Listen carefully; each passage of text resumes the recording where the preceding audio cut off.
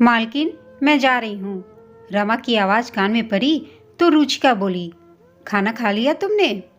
हाँ मालकिन, खा लिया, रमा बोली।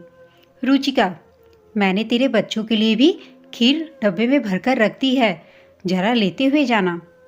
रमा बोली, मालकिन, रोज रोज आप कभी मुझे तो कभी मेरे बच्चों के लिए कुछ न कुछ देती ही रहती हैं। जब घर यह सब लेकर जाती हूँ तो बच्चे बहुत खुश हो जाते हैं। भगवान आपका हमेशा भला करे मालकिन। रुचिका बोली, रमा, मुझे अच्छा लगता है यह सब करना।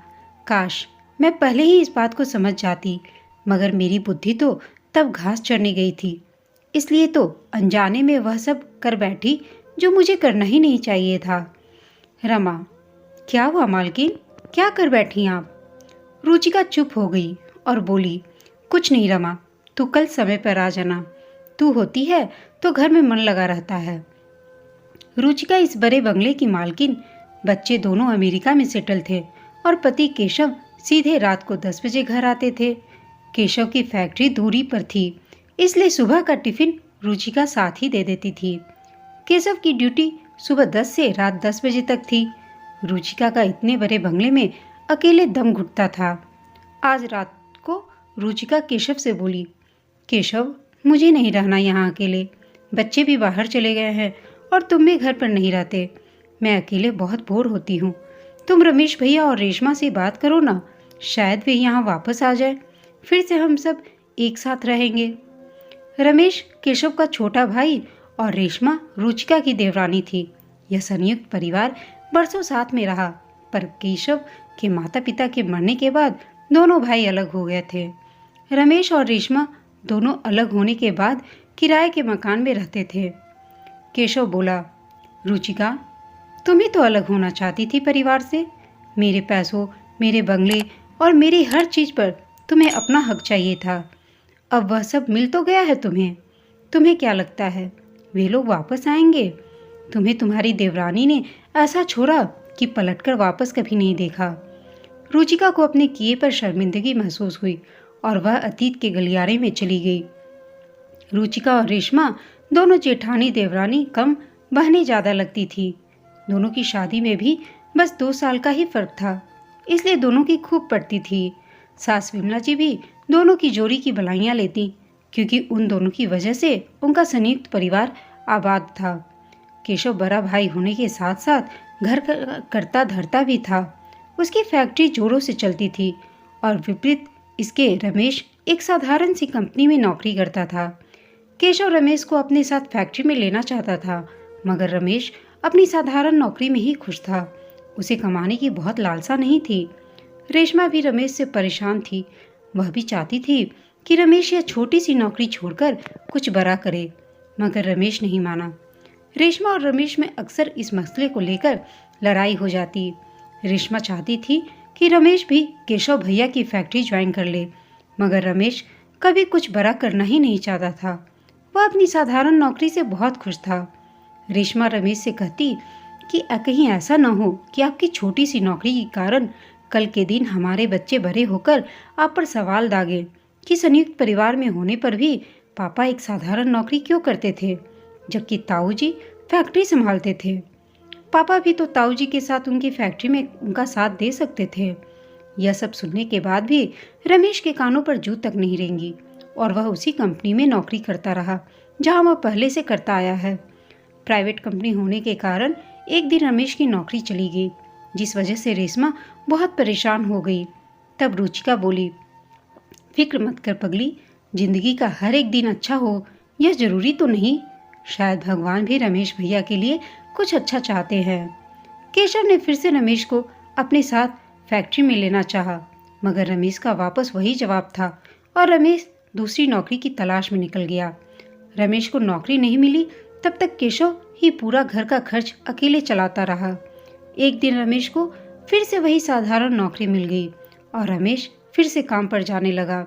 धीरे धीरे दिन साल गुजरने लगे और बीच में केशव के माता पिता का भी देहांत हो गया। अब धीरे धीरे परिस्थितियां भी बदलने लगी। केशव की फैक्ट्री जोरों में चलने लगी थी, जिस वजह से घर में पैसों की बरसात हो चली थी। रुचिका को अपने पति की कमाई पर अचानक घमंड होने लगा। और वह देवर रमेश और देवरानी रेशमा को हीन दृष्टि से देखने लगी।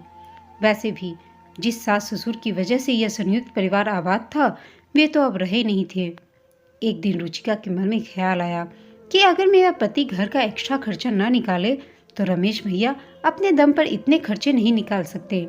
यह फैक्ट्री, यह बंगला, इन सभी पर मेरा और सिर्फ मेरा अकेली का हक है, क्योंकि मेरे पति की बदौलत ही तो यह घर, गाड़ी, शान और शौकत है। मगर रेशमा भी तो यहीं रहती है। कल के दिन वे लोग हमसे हमारी सारी चीज़ों में हिस्सा भी मांग सकते हैं। इसलिए अब रुचिका ने ठान लिया था कि वह कैसे भी रमेश और रेशमा को इस घर से निकाल कर ही दम लेगी। बस उसी दिन से रुचिका ने घर में कलह का वातावरण पैदा कर दिया। रुचिका के बच्चे बड़ी कक्षा में पढ़ते थे और रेशमा के बच्चे छोटी कक्षा में पढ़ते थे। एक दिन रुचिका बोली, रेशमा, तुम्हारे बच्चे बहुत डिस्टर्ब करते हैं मेरे बच्चों को।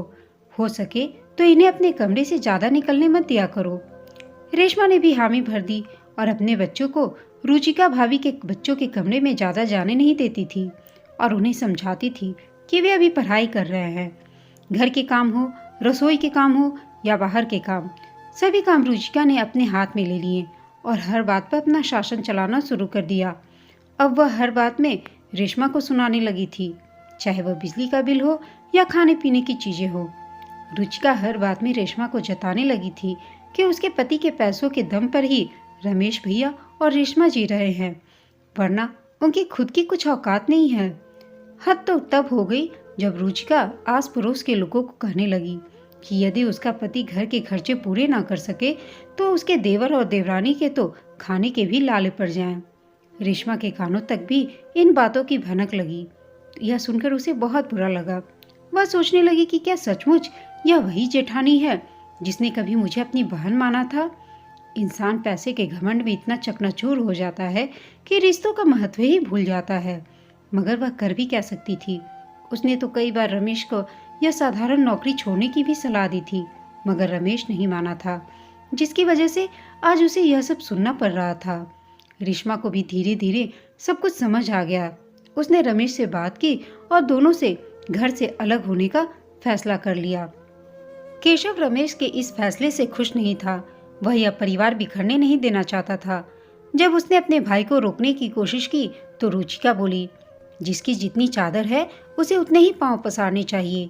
रमेश भैया की साधारण सी नौकरी में भी उन्हें और रेशमा को बंगले का सुख नसीब हो रहा है। शायद यह बात इन दोनों को समझ में आ गई है।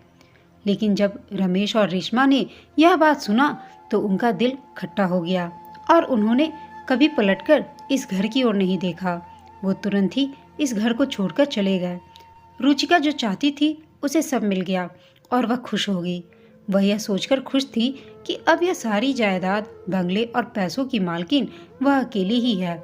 धीरे धीरे वक्त गुजरता गया और रुचिका के बच्चे विदेश जा बसे और केशव अपनी फैक्ट्री में और व्यस्त हो गया। अब इतने बड़े घर में पूरे दिन कोई नहीं रहता था सिवाय रुचिका के।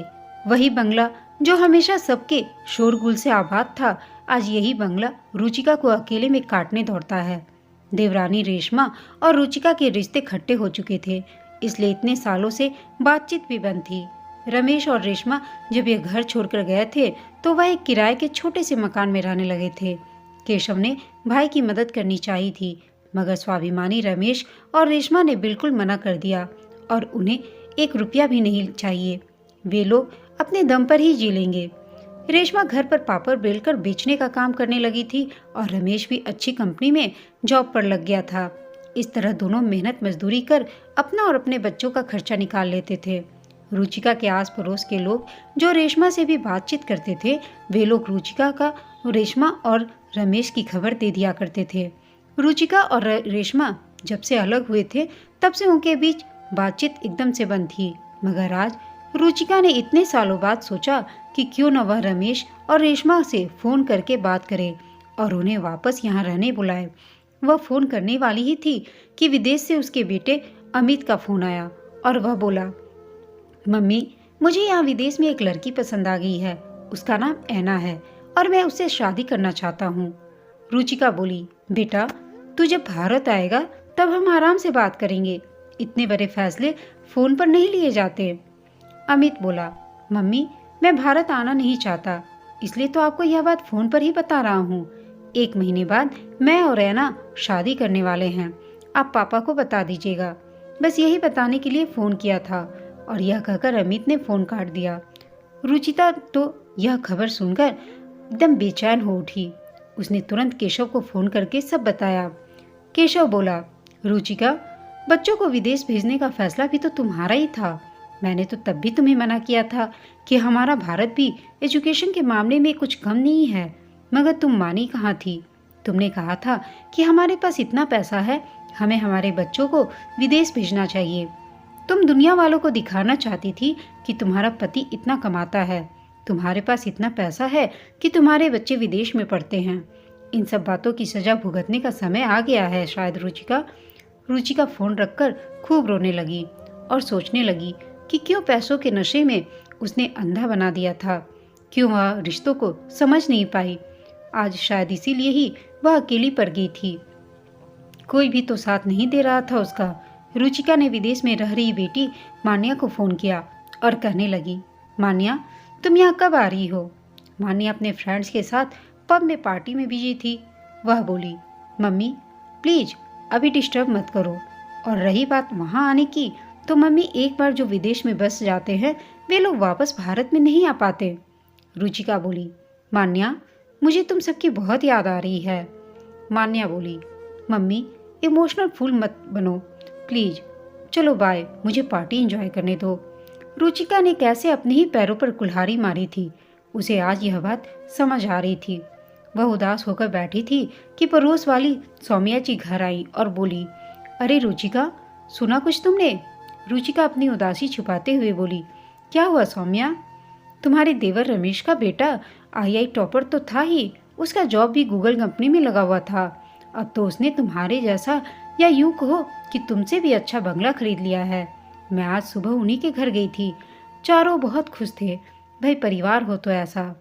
रेशमा के दोनों बच्चे बहुत होशियार निकले, इतने होशियार कि माँ बाप को गरीबी ही दूर कर दिया। रेशमा के बच्चों में संस्कार भी कूट-कूट कर भरे थे। धन्य है ऐसे माँ बाप जो बच्चों को इतनी अच्छी परवरिश देते हैं। रुचिका एक अक्षर न बोल पाई सौम्या के सामने और सोचने लगी, हाँ सच ही तो कह रही है सौम्या। जिन बच्चों ने अपने माता पिता को इतनी मेहनत करते देखा और जिन बच्चों के खेलने कूदने की उम्र में उन्हें चीज़ों को तरसना पड़ा हो, वह बच्चे होशियार निकले। और जिन बच्चों ने यहाँ सिर्फ ऐशो आराम और पैसा देखा, वे लोग अब विदेश से वापस भी नहीं आना चाहते। रुचिका आज अपने आप को बहुत तन्हा महसूस कर रही थी और उसे अपने किए की कीमत इस तरह चुकानी पड़ेगी, उसने कभी यह सपने में भी नहीं सोचा था। रुचिका को अपने किए पर पश्चाताप था। कभी कभी रुचिका काम वाली बाई रमा से बतिया लेती थी और कहती थी, रमा, कभी भी जमीन जायदाद के चक्कर में अपनों को मत छोड़ना, क्योंकि अपनों से ही तो घर आबाद होता है। जेठानी देवरानी में अक्सर यह बात देखने को मिल जाती है कि अगर एक के पास पैसा ज्यादा हो तो वह अपनी अकड़बाजी दिखाने में चूकती नहीं, मगर लक्ष्मी तो चंचल है। आज अगर उसके पास है तो कल के दिन किसी और के पास भी हो सकती हैं, वह यह भूल जाती हैं। दोस्तों, कभी कभी लोग जमीन जायदाद और पैसों के लालच में आकर अपनों से ही रिश्ता तोड़ देते हैं, मगर कभी न कभी उन्हें इन बातों का खामियाजा भुगतना ही पड़ता है। आपको यह कहानी कैसी लगी कमेंट करके बताइएगा। साथ ही कहानी अच्छी लगी हो तो इसे लाइक, शेयर और चैनल को सब्सक्राइब अवश्य कीजिएगा। कहानी सुनने के लिए आप सबका धन्यवाद।